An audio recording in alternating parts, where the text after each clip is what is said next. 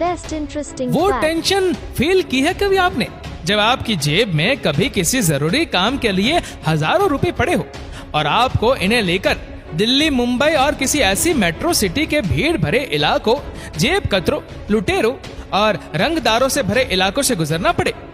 शादी या किसी ऐसे ही फंक्शन के लिए घर की लेडीज सोने के जेवर पहनकर या साथ लेकर ट्रेन का सफर कर रही हो।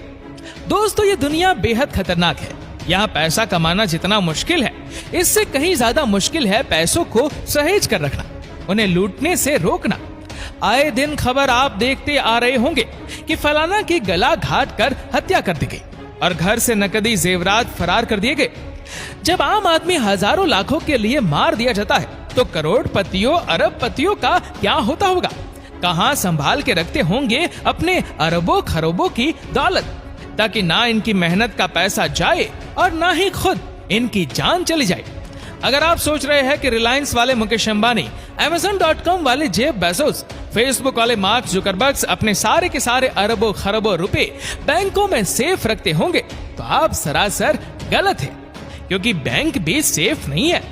दोस्तों, अगर आपको मालूम ना हो तो बता दें कि हर बड़े बैंक के क्लोज में लिखा होता है कि नियमावली में लिखा होता है कि सब्जेक्ट टू मार्केट रिस्क। अगर रिसेशन आया, मंदी आई या कोई बड़ी क्राइसिस आती है बैंक के सामने, तो फिर चाहे आपने वहां हजारों करोड़ों रुपए जमा करवाए हो, बैंक सिर्फ $2.5 लाख देकर अपनी कन्नी काट लेगा। ये रूल है और इस रूल को ये रईस बाड़ी अच्छी तरह से जानते हैं। तो सवाल ये उठता है कि रईस जैसे मार्क जुकरबर्ग जो दिन में $5 मिलियन कमाते हैं, जेफ बेजोस जो हर दिन $19 करोड़ से भी ज्यादा कमाते हैं, मुकेश अंबानी जिसने अपनी बेटी की शादी में 700 करोड़ रुपए खर्च कर डाले थे, ये सारे लोग अपने आप को और पैसे को कैसे सुरक्षित रखते होंगे? आखिर ये सुपर रिच लोग अपनी दौलत रखते कहां होंगे? ये वीडियो इस रात से आज पर्दा उठाएगा। आज की तारीख में दुनिया के सबसे अमीर व्यक्ति है अमेज़न वाले जेफ बेजोस, जो हर एक सेकंड $2489 कमाते हैं। जितनी दौलत ये लोग एक सेकंड में कमाते हैं, उतनी तो कई लोगों की महीने की सैलरी भी नहीं होगी।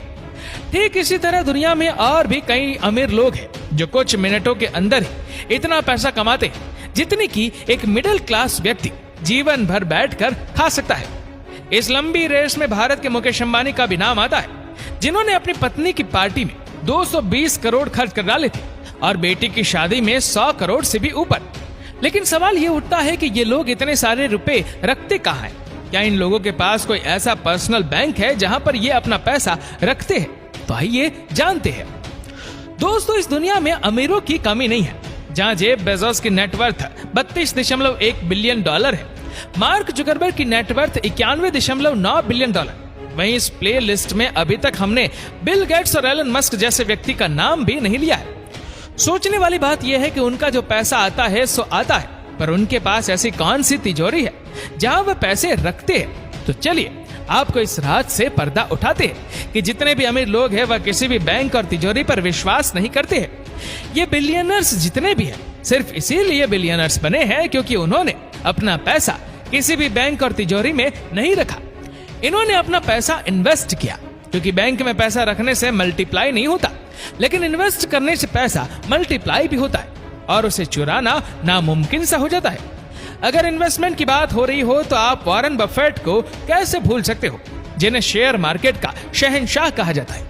ये अपनी कम उम्र में ही शेयर मार्केट में इन्वेस्ट करते आ रहे थे और इसी वजह से आज ये दुनिया के सबसे अमीर लोगों की लिस्ट में आ चुके हैं। दुनिया के जितने भी लोग अमीर हैं वह अच्छे से जानते हैं कि बैंक में पैसा रखने से कोई भी मुनाफा नहीं होगा। ये बिलियनर एक ही मूल मंत्र रखते हैं, ये अपनी दौलत को अलग अलग जगह पर इन्वेस्ट करते हैं ताकि उनका पैसा सुरक्षित भी रहे और मल्टीप्लाई भी होता रहे। अब आप सोच रहे होंगे कि आपको कहां इन्वेस्ट करना चाहिए, तो ये आप पर निर्भर करेगा।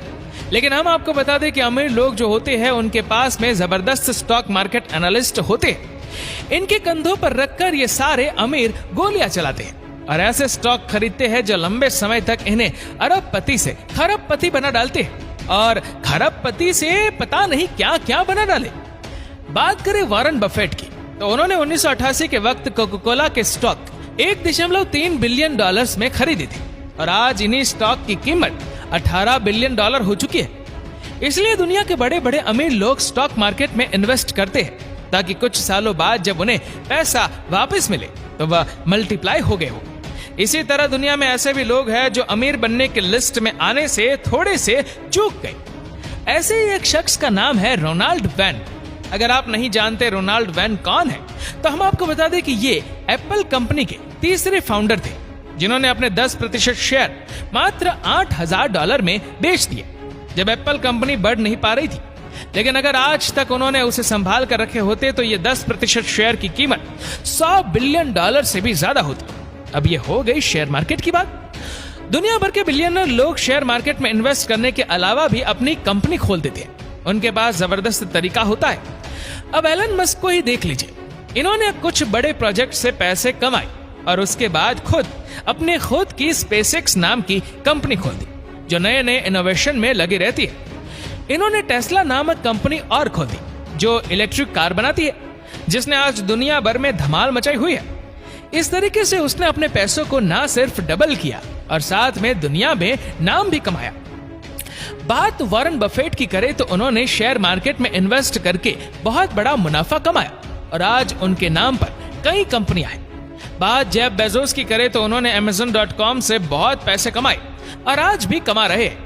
लेकिन अब आप देख रहे हैं कि उन्होंने Amazon प्राइम भी लॉन्च कर दिया। ये लोग इसी तरह से काम करते हैं और बड़ी बड़ी सक्सेस कंपनी में इन्वेस्ट करते हैं या फिर उनको खरीद लेते हैं, जैसे कि मार्क जुकरबर्ग ने किया। उन्होंने अपनी कमाई हुई अपूत दौलत से व्हाट्सएप, फेसबुक और इंस्टाग्राम को खरीद लिया और बहुत रेवेन्यू इससे कमा रहे हैं।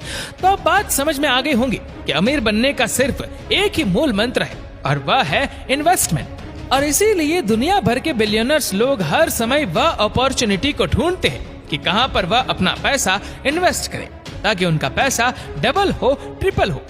अब आपको प्रश्न हो रहा होगा कि जब वह पैसा अपने पास रखते ही नहीं तो रोजमर्रा की जिंदगी में अगर पैसे की जरूरत पड़े तो क्या करते हैं? शायद आप सोच रहे होंगे कि वह बहुत सारा पैसा अपने साथ लेकर घूमते हैं या फिर उनके पास एटीएम कार्ड, क्रेडिट कार्ड सब कुछ होगा। तो आप गलत सोच रहे हो, ऐसा बिल्कुल नहीं है। इसी तरह का एक सवाल बिल गेट्स से भी पूछा गया था कि वह अपने साथ कितना पैसा लेकर चलते हैं। तब उन्होंने बताया कि वह उनके पास मात्र $100 ही रखते हैं। ऐसा इसलिए क्योंकि जब लोग उन्हें देखते हैं तो पैसे मांगते रहते हैं। अब रही बात इनके जरूरत की चीजों की, तो इसलिए उनके पास अलग से एक स्टाफ है जो उनकी जरूरतों को सामान उन्हें लाकर दे देते हैं। जब बिलियनर्स को कोई बड़ा अमाउंट पे करना पड़ता है तभी वो अपना कार्ड इस्तेमाल करते हैं। लेकिन इनके पास कोई मामूली कार्ड नहीं होता, बल्कि बिलियनर्स के पास विशेष तरह का कार्ड होता है जिसे American express issue answer black card कहते हैं और इस कार्ड को ज्यादातर बिलियनर्स इस्तेमाल करते हैं। इसके नाम से ही आपको लगता होगा कि ये वह जबरदस्त तरीके का एटीएम कार्ड होगा। तो आप बिल्कुल सही सोच रहे।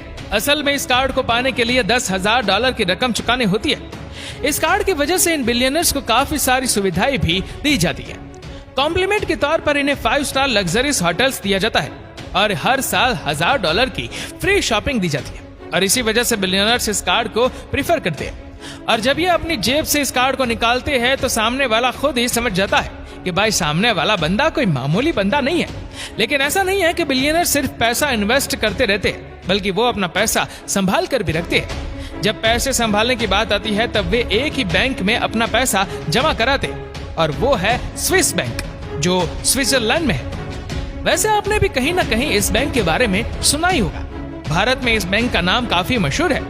इस बैंक की खासियत यह है कि अकाउंट होल्डर की डिटेल्स किसी भी कीमत पर बताई नहीं जाती। जब कोई कोर्ट ऑर्डर देती है तभी इन होल्डर की डिटेल्स दी जाती है और कोर्ट तभी ऑर्डर देती है जब होल्डर का कोई क्रिमिनल रिकॉर्ड हो और किसी भी अकाउंट होल्डर का क्रिमिनल रिकॉर्ड नहीं है तो अकाउंट होल्डर की डिटेल्स निकालना नामुमकिन है।